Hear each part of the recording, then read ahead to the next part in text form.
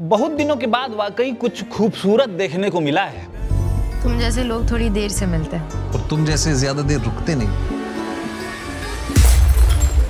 और सबसे खास बात, कुछ एकदम फ्रेश। मुसाफिरों की कई कहानियां होती हैं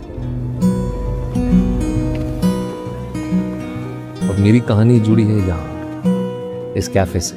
फ्रेश इसलिए क्योंकि ये उस घिसी पिटी टिपिकल लव स्टोरी से बिल्कुल अलग है। सच्चा प्यार हमारे लिए सही हो, वो किसने कहा है? आप समझ रहे हैं ना मैं क्या कहना चाह रहा हूं? वही पुरानी कहानी, एक लड़का है, एक लड़की है, प्यार होता है, ब्रेकअप होता है और आखिर में पैचअप।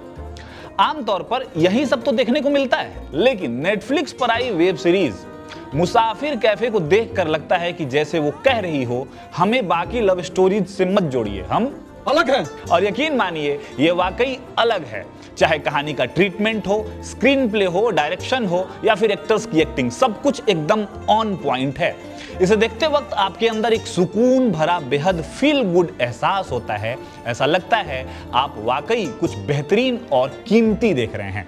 इस शानदार अनुभव का बहुत बड़ा क्रेडिट राइटर दिव्य प्रकाश दुबे को जाता है, जिनकी नॉवेल मुसाफिर कैफे पर यह सीरीज बेस्ड है। सुधा और चंदर की कहानी को जिस खूबसूरती के साथ उन्होंने पन्नों पर उतारा था, इस वेब सीरीज में भी उस रूह के साथ पूरा इंसाफ करने की कोशिश की गई है। यह बात आपको सीरीज के डायलॉग सुनते ही महसूस हो जाएगी। जिंदगी में हर मुसाफिर किसी वजह से मिलता है, कोई थोड़ी देर के लिए, कोई जिंदगी भर के लिए। क्या कमाल की लिखाई है भाई, सुनकर दिल खुश हो जाता है।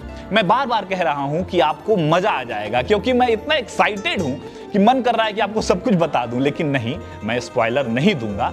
ये करके आपका मजा किरकिरा हो जाएगा। दरअसल हुआ यह है कि सीरीज देखने से ठीक एक दिन पहले ही मैंने ये नॉवेल खत्म की थी, तो जाहिर सी बात है देखते वक्त दिमाग में एक तुलना तो चल रही थी। लेकिन सच कहूं तो सीरीज में कई ऐसे डायलॉग्स और सीक्वेंस हैं जो सीधे नॉवेल की याद ताजा कर देते हैं, और उस वक्त सब कुछ पोएट्री इन मोशन जैसा महसूस होता है।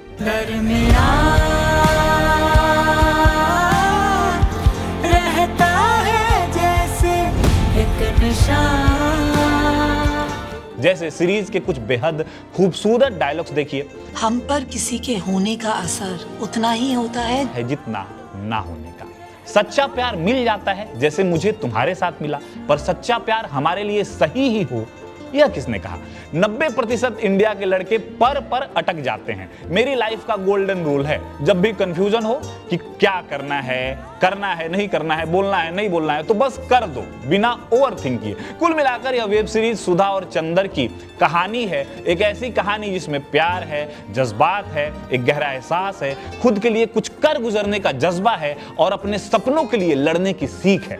पूरी सीरीज के दौरान आप कभी सुधा के पक्ष में खड़े नजर आएंगे तो कभी चंदर की सोच आपको सही लगेगी, लेकिन इन दोनों के बीच प्रीति के किरदार के लिए भी आपके दिल में एक खास प्यार जग जाएगा। सीरीज के आखिर में द आर्ट ऑफ लेटिंग गो को भी खूबसूरती से समेटने की कोशिश की गई है।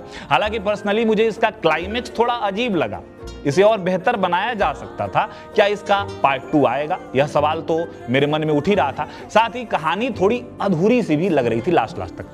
नोवेल के आखिरी हिस्से से यह थोड़ी अलग है, जो शायद हर किसी को उतनी पसंद ना आए, लेकिन इस छोटे से माइनस पॉइंट को छोड़ दे तो ओवरऑल यह एक बेहतरीन और दिल छू लेने वाली वेब सीरीज है।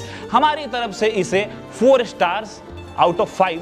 मेरा नाम है सत्यम प्रियदर्शी, आप देख रहे हैं विट्टी चौका। बहुत शुक्रिया। कभी कभी सबसे बड़ा सफर वो होता है जहां हम किसी नई जगह नहीं बल्कि उस मोहब्बत के पास जाते हैं जिसे हम खो चुके हैं।